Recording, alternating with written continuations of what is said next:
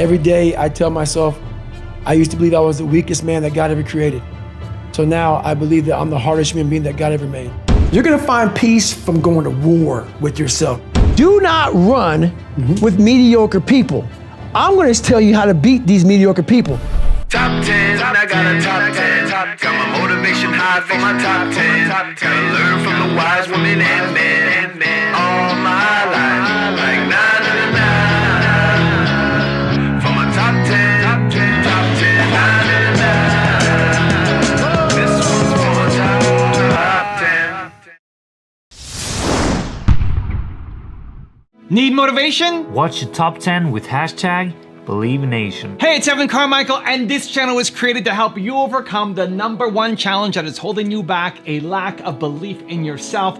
You watch these videos because you know there's something more inside you too. You have Michael Jordan level talent at something. So get ready to go to war with yourself, change your standards, and find your why with David Goggins and my take on his top 10 rules of success to give you the confidence, motivation, and belief that you need. Enjoy. Okay, let's kick it off with rule *1. Go to war with yourself.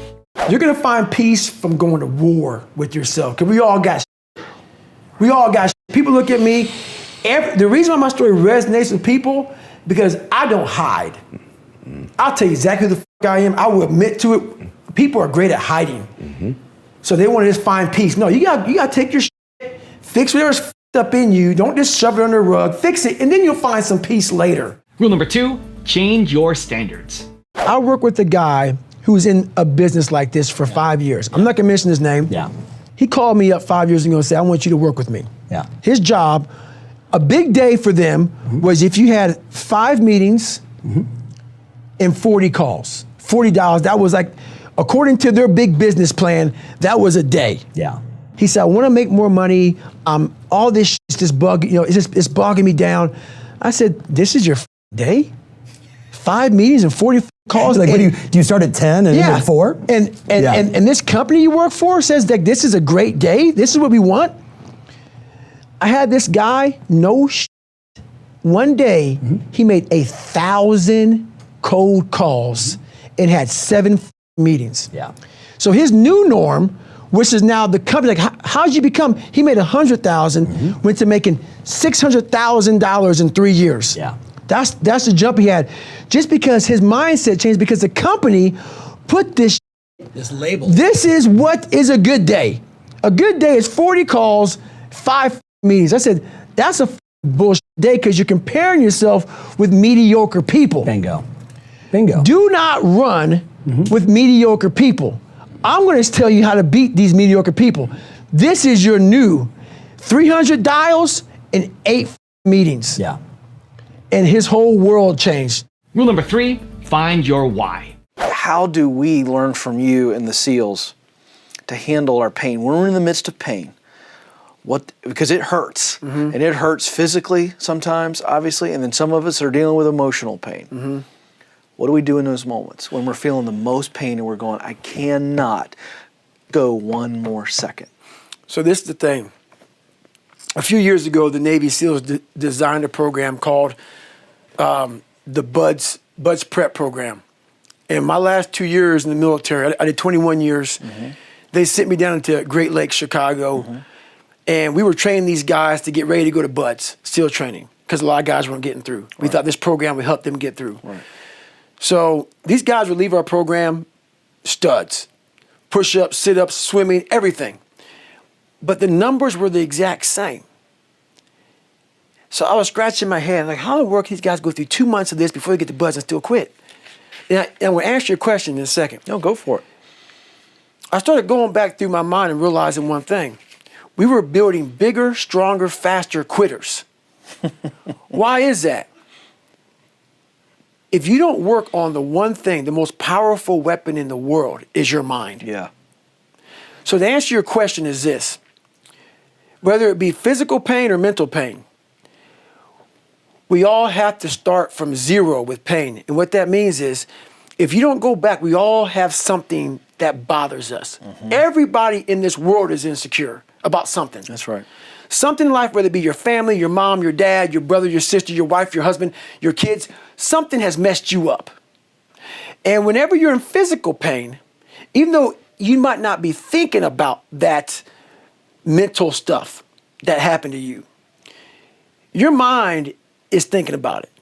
All these dungeons that we've created, all these trap doors that our life has created. Most of the time we quit is because we don't have any mental tools to get us through the other side. So my whole thing for people is you have to examine, why are you doing it in the first place? What makes people quit so much in SEAL training and all other special ops training is the mind. It's always comfortable to sit there, you're watching the Navy SEAL show, Discovery Channel, you're in a 72-degree house. Oh, yeah. You have your lemonade, your milkshake, whatever. You're like, Yeah. I can do that. Oh, sure. You're comfortable. Although I'll say this, I never say that. Well, some people do. Yeah. A lot of folks think, because it feels very comfortable in that comfortable environment. Oh, I totally, absolutely. The second you get out there in that environment where it's 40 degrees, like in my third hell week, we had a guy die of pulmonary edema. Died out there in my third hell week. Oh, no. You have to really want whatever you're going for. Yeah. If not, all these questions that come up, like you said, how do you go one more step further? Yeah. Your mind's going to ask you all these questions. How can you go one more step further? If you don't have the answers to that, and I can't give them to you. Yeah, that's right. You have to know, why am I here? For me, when I was going through SEAL training, I was willing to die. So all these negative questions that kept on coming up in my head, I had the answer for them. It's those people that don't have the answer for those negative questions. Right. And if you can't answer those questions, you will quit. Rule number 4, use the 40% rule. When your mind, this is this whole 40% rule I talk about all the time, that I made up a long time ago. I started making it up through pain. Tell them what that is. Where'd you go? So basically, the 40% rule is, I am a strong believer that we quit. Because why? How the f does a 297-pound cockroach guy who quit on everything is now considered one of the baddest men on the planet? How is that possible? It means I had to change one thing, my mindset. So there's no way in hell that was in, but that guy was in me. It wasn't like God came down here and said, hey, guess what, man? You're a fat ass, but I'm gonna now make you a badass. I'm gonna miracle this to be a badass. No, it was in me. I had to believe and make that belief work. And through hard work, I did that. So the 40% rule is like, we have like a car. Some cars have a governor on it. And when you get to like 92 miles an hour, that car will start doing this because it can't go any faster. Those cars that don't have governors on, like a fast ass, whatever, Porsche, whatever, I'm gonna bury it, gone. We have that ability in us, but we have put this governor on our minds. And you have to, the factory that put the governor on that car, the factory is now you that put that shit on your mind. You gotta take that off. Until you take it off, you're gonna constantly get to 92 miles an hour and do this. Because you ain't gonna go no faster. As a matter of fact, you might even go slower. So basically, I started realizing this through my life, through going through all these times. Also, if you want to have more motivation and self-love, check out my 254 series. It's free. The links to join are in the description below. Everything I didn't want to do is what got me to where I'm at today. You can outwork anybody. What if I can become someone that no one thinks I can be? And just me talking about that, I have the hair going up on my arms. Rule number 5, change your body language. So I worked with a few pitchers. I won't name their names, big name pitchers. And I studied them for a long time. Man, I want to be better, man. I want to be better, I want to be better. So I got film on them. I studied them. I'm like, okay, what is wrong? That's it. I saw it. Whenever something bad would happen on the mound, that's the first thing they would do. Totally. The head drops, shoulders roll forward, they look down. That sends a direct message to your brain that I failed. I am a failure. That starts the downward spiral to being a failure. On that mound, you can't ever recover. It's that, so I started teaching this. It's that person who, you throw a bad pitch, you get the ball back, your chin is not high, because that shows that you're way too proud. Your chin stays here. Your shoulders stay nice and level. Your feet firmly on the ground. Your hands planted like I'm ready to beat somebody's ass, and I'm ready for battle. It tells your mind, wow, maybe we didn't f up that bad. we're still in the fight. So that's the one thing I always do is like, even if I f up, keep your body positioned like you're still a warrior. 100%. Like you're still fighting. If you get 100 bad calls in a row. Yep. Hello, I'm David Goggins. How you doing today? Yep. Okay, wrong one. Don't start getting poopy pants and getting upset with yourself. No, it's a mentality, and your body language has a direct thing to your brain. Yes, it does. And how it functions. Rule number 6, have a mantra. What's your daily meditation or mantra or repetition to yourself? Every day I tell myself, I used to believe I was the weakest man that God ever created. So now I believe that I'm the hardest human being that God ever made. I don't care if it's true or not. It's the most important conversation to me. It's the thing that drives me every day. It's the one thing that keeps me going every day is that you must constantly be that man that you want to be. Rule number 7, face your demons. So before I start this journey to be Navy SEAL, I go back to see my dad because I realize now I got to fix some shit. I'm blaming everything. I got to go back. You know how a lot of times you're like, if you're a runner, your right knee may hurt, but it's not your right knee that hurts, it's really your left hip. Yes. But we're concentrating on the right knee. I'm concentrating on all my shit. But I need to go back to the root of the problem, which is my dad. I got to face the demon.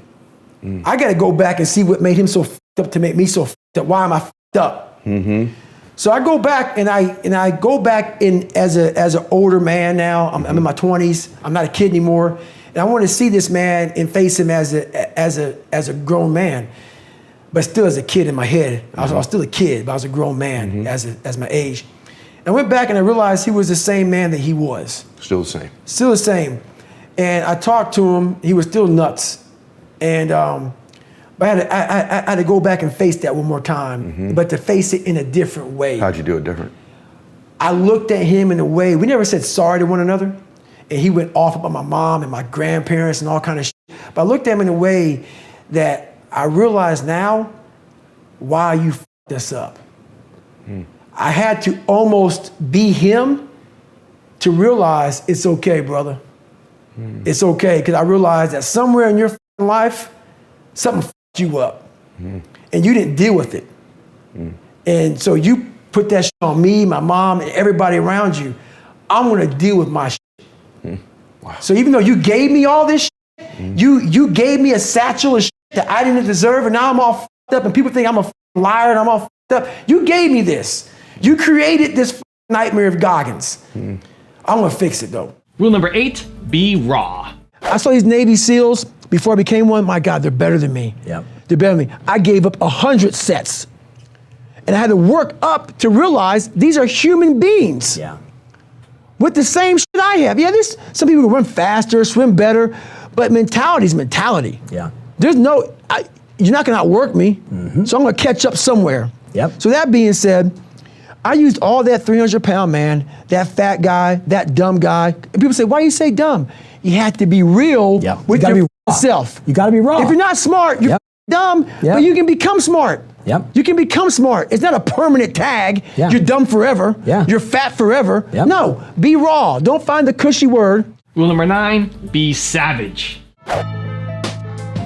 So I get a lot of emails about how do I stay motivated, hungry, driven. Well, let me tell you something. Most days in life when I wake up, I'm not motivated, hungry, or driven. I have a commitment to myself, to the best version of myself. What most of us are looking for is this special fucking feeling of, oh, I feel great this morning. I'm gonna get out of bed and get a quick 5 miles in or go to the gym. If you're looking for that feeling, let me tell you one thing, it ain't gonna come. You have to learn to do when you don't wanna do. Learn to bring that savage mentality out of yourself. The animalistic motherfucker. You think a savage gives a fuck about how he feels or how she feels? They just do it. Learn to be your best self when you're least motivated. Stop looking for a feeling to control what goes on in your life. You have an obstacle to overcome, so overcome the motherfucker regardless of what's going on. And rule number 10, the last one before a very special bonus clip, is visualize. I'm a big guy in visualizing. I'm a big guy in making a world. It may not exist. To me, it does. To me, it does. And I'm overpowering myself every day. And you got to find tools to do that. That's the tool that I use. Now I have a special bonus clip from David on how to stay hard that I think you're gonna enjoy. But before that, it's time for the 3-point landing questions. Let's go from just watching a video to taking action. Here we go. Question number 1. What's your demon that you need to face? Number 2. What is your mantra? And number 3. Where do you need to change your standards? And if you made it this far in a video, I wanna celebrate you. Give me a hashtag believe down in the comments as well. If you're a doctor, a lawyer, a teacher, a medic, all kind of different professions in life, you have to recertify every fucking year. If not every year, every couple years. Almost every job in the world has to recertify. There's different kind of tools and knowledge that comes out. Everything is constantly evolving. As human beings, we are evolving. So you get those CEUs. So right now I'm at Moab 240. You gotta also certify or recertify as a fucking savage. So I had a hard life growing up. My life is good now. Don't need to do this shit. It's time to recertify as a savage. Stay hard.